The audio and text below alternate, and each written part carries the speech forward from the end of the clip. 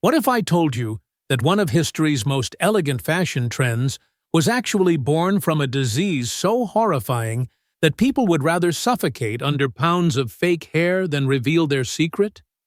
The truth behind powdered wigs is darker than you ever imagined.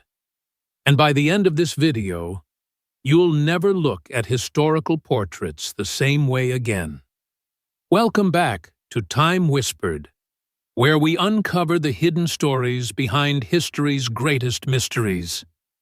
I'm your host, and today we're diving deep into one of the most bizarre fashion phenomena ever to sweep across Europe. Those massive white powdered wigs you see in old paintings? They weren't just about style.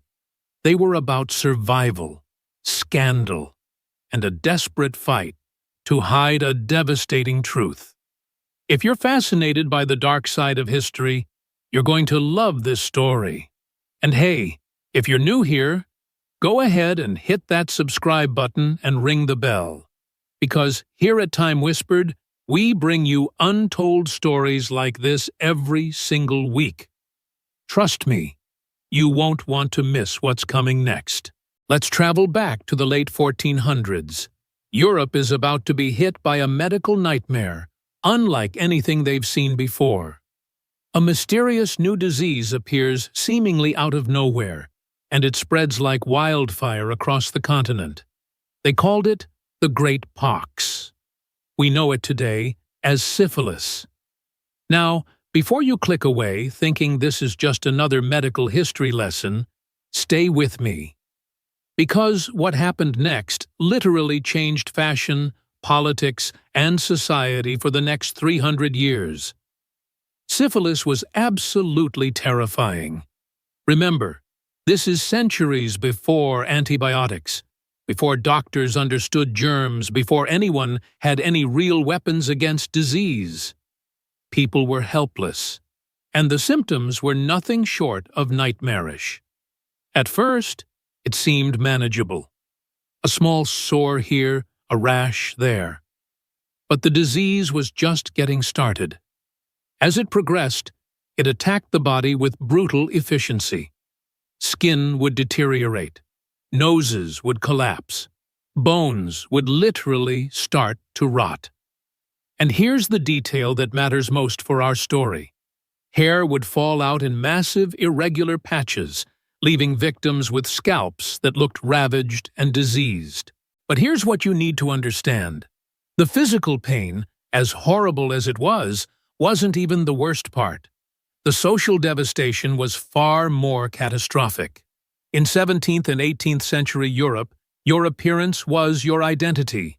Your hair, your clothes, every aspect of how you presented yourself was a direct reflection of your wealth, your status, your moral character. Long, thick, healthy hair wasn't just attractive. It was proof that you were important, that you had the time and money to maintain it, that you were worthy of respect. So when people started losing their hair, they weren't just losing a physical feature. They were losing their entire social standing. Because everyone knew what hair loss meant. It meant disease. It meant scandal. It meant you'd been engaging in behavior that polite society absolutely would not tolerate. The stigma was so intense that families would hide sick relatives away from public view. Marriages were destroyed. Fortunes were lost. All because of a few missing patches of hair. People were desperate for a solution. And that's where our story really begins. If you're enjoying this deep dive into history's hidden truths, do me a favor and smash that like button. It really helps the Time Whispered channel reach more history lovers like you. The early wigs were simple and practical. Nothing fancy, just basic hairpieces designed to cover up obvious bald spots. Think of them as medical devices, not fashion statements. People wore them out of necessity, and everyone pretended not to notice. But then everything changed, and it all started with one man's vanity. King Louis XIV of France was obsessed with image, in a way that would make modern influencers look humble. This guy didn't just want to be king. He wanted to be a living god. He built the Palace of Versailles, one of the most expensive buildings in human history, basically as a giant monument to himself. He called himself the Sun King because, apparently, regular king wasn't grandiose enough. Everything about Louis was carefully calculated to project power, youth, and divine authority. His clothes, his palaces, his entire public persona was designed to convince everyone that he was chosen by God to rule France. So when Louis started losing his hair at 17 years old, he had a massive problem. Baldness would make him look weak, human, mortal, and that completely contradicted the image he'd spent years building. Louis's solution was characteristically extravagant. He hired dozens of personal wig makers. At one point, he had 48 artisans working exclusively on his hair. These weren't simple cover-ups anymore. These were architectural masterpieces, towering sculptures of human hair that could stand over a foot tall, designed to make Louis look taller, more imposing, more godlike. And here's where the social dynamics get really interesting. Because in the rigid hierarchy of French court life, whatever the king did, everyone else had to copy. It wasn't optional. If you wanted access to power, if you wanted to be taken seriously, you needed to look like you belonged. And that meant wearing a wig. Within just a few years, every nobleman in France was sporting an elaborate powdered wig. It became the mandatory uniform of the upper class. Showing up to court without one would be like showing up to a black tie event in pajamas today. Social suicide. But remember, these wigs weren't just fashion accessories. They were still serving their original purpose, concealing secrets that could destroy lives. Underneath those pristine white curls, people were hiding scars from smallpox, sores from syphilis, massive bald patches, even infestations of lice. And yes, lice were absolutely everywhere back then. With limited hygiene and no real way to properly clean natural hair, parasites were just part of life. The wig offered a strange solution. You could shave your real hair completely, which made dealing with lice much easier. Then you'd just periodically boil your wig to kill any bugs that had moved in. The white powder served multiple purposes too. It wasn't just decorative. The powder, usually made from rice flour, wheat starch, or even ground plaster, helped mask the smell of unwashed hair and covered stains, and it was heavily scented with lavender, rose oil, or citrus to create a pleasant aroma. This was crucial because, and I really want to emphasize this, people in the 18th century did not bathe regularly. Deodorant didn't exist. Personal hygiene, as we understand it, was basically unknown. That wig powder was doing some serious heavy lifting in the smell department. Before we continue, I want to take a quick second to thank all of you who've been sharing time-whispered videos with your friends and family. Your support means everything to this channel. If you haven't shared this video yet, now's a great time. Send it to that one friend who's obsessed with weird history facts. They'll thank you later. By the mid-1700s, wig culture had spiraled into complete madness. We're talking about hairpieces so tall that women literally couldn't sit upright in carriages. Wigs decorated with miniature sailing ships, elaborate gardens, bird cages with actual mechanical birds, fruit arrangements, you name it. The phrase big wig that we still use today comes directly from this era. It literally meant someone wealthy and powerful enough to afford the biggest, most elaborate wig money could buy. Your social status could be measured in inches of hair. France established an entire guild system to regulate wig making. By the 1770s, over 1,000 professional wig makers were working in France alone. These were skilled artisans, and their products were expensive. A high-quality wig could cost what a working-class person earned in half a year. But here's where class conflict enters the picture in a big way. As wigs became more accessible, middle-class and even working-class people started buying them. Suddenly, merchants, craftsmen, even laborers were showing up in public wearing powdered wigs, looking like they belonged in the royal court. The aristocracy was absolutely outraged. There's a famous account from the Marquis de Mirabeau, a French nobleman who attended a social gathering and had a pleasant conversation with an elegantly dressed man. The Marquis was impressed by the man's sophistication and style. Then someone informed him he'd been talking to his blacksmith's son. The horror, the scandal. How dare the lower classes try to look like their betters? But the working class didn't care. For the first time, they had access to a status symbol that actually worked. With the right wig and the right clothes, you could walk into almost any space and be treated with respect, at least until someone figured out who you really were. The aristocracy fought back in the most predictable way possible. They made their wigs even more absurd. If commoners wanted to wear wigs, fine. But the real nobility would wear wigs so elaborate, so expensive, so completely over the top that no one could possibly mistake them for regular people. This created an arms race of absurdity. Women's wigs grew so monumentally tall, they required internal wire frameworks to support the weight. Some wigs reached 3 feet in height. 3 feet! That's taller than most young children. Getting dressed became an engineering challenge.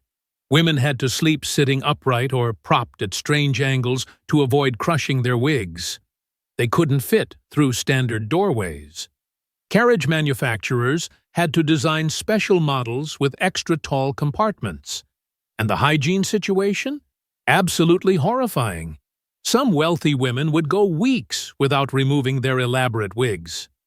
There are documented cases of mice nesting in women's hair, actual rodents living in their wigs. And they just dealt with it because fashion was more important than comfort or sanitation.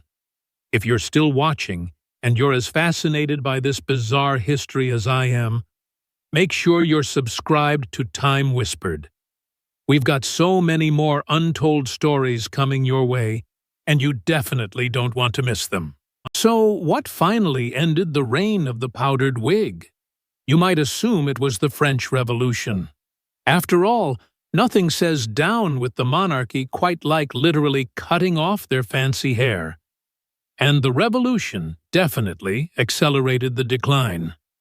During the Reign of Terror, wearing a powdered wig could literally get you executed as an aristocratic sympathizer.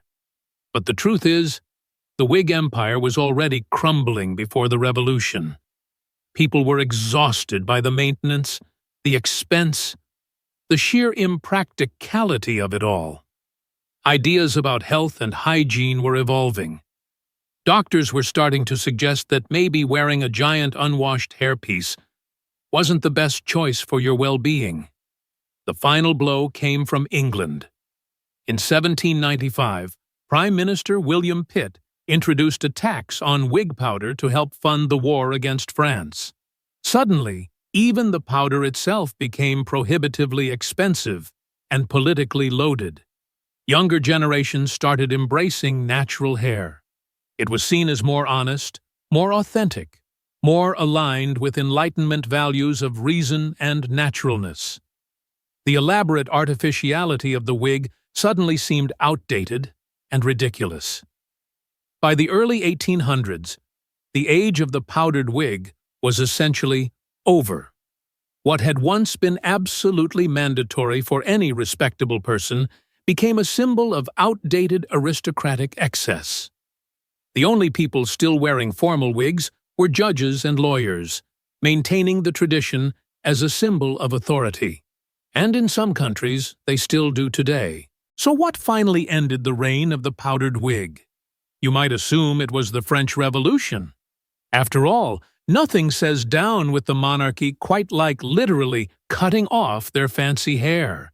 And the revolution definitely accelerated the decline. During the Reign of Terror, wearing a powdered wig could literally get you executed as an aristocratic sympathizer. But the truth is, the wig empire was already crumbling before the Revolution. People were exhausted by the maintenance, the expense, the sheer impracticality of it all. Ideas about health and hygiene were evolving. Doctors were starting to suggest that maybe wearing a giant unwashed hairpiece wasn't the best choice for your well-being. The final blow came from England. In 1795, Prime Minister William Pitt introduced a tax on wig powder to help fund the war against France. Suddenly, even the powder itself became prohibitively expensive and politically loaded. Younger generations started embracing natural hair. It was seen as more honest, more authentic, more aligned with Enlightenment values of reason and naturalness. The elaborate artificiality of the wig suddenly seemed outdated and ridiculous. By the early 1800s, the age of the powdered wig was essentially over. What had once been absolutely mandatory for any respectable person became a symbol of outdated aristocratic excess. The only people still wearing formal wigs were judges and lawyers, maintaining the tradition as a symbol of authority. And in some countries, they still do today. So what's the real lesson from this bizarre chapter of history? First, fashion is never just about appearance. It's always about power, control, and social hierarchy. Those wigs weren't really about hair. They were about hiding shame, projecting status, and maintaining the rigid class structures that defined European society. Second, necessity can quickly transform into absurdity. What started as a practical solution to a medical problem morphed within one generation into a ridiculous status symbol that prioritized appearance over health, comfort, and common sense. And third, no trend lasts forever, no matter how permanent it seems. In 1750, you literally couldn't imagine a respectable person without a powdered wig. By 1850, they were punchlines in comedy shows. Makes you wonder what aspects of our current culture will seem equally ridiculous 200 years from now. Designer sneakers? Influencer culture? Smartphone addiction? Only time will tell. Here at Time Whispered, we believe that understanding the past helps us make sense of the present. If you enjoyed this journey into history's dark secrets, please take a second to like this video and share it with someone who loves fascinating historical stories. It genuinely helps us bring you more content like this. And if you haven't already, subscribe to Time Whispered and hit that notification bell.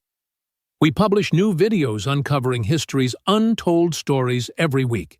And trust me, we've got some incredible content coming up that you won't want to miss. Drop a comment and let me know what historical mystery you want us to investigate next. Victorian beauty standards? Medieval medicine? Ancient conspiracy theories? Your suggestions help shape what we cover on this channel. Thanks so much for watching. I'm your host, and this has been Time Whispered, where history's secrets come alive. Until next time, keep questioning everything. Remember, the past, it is never quite what it seems. There's always another layer to uncover. Subscribe to Time Whispered for more stories that will change how you see history. See you in the next video.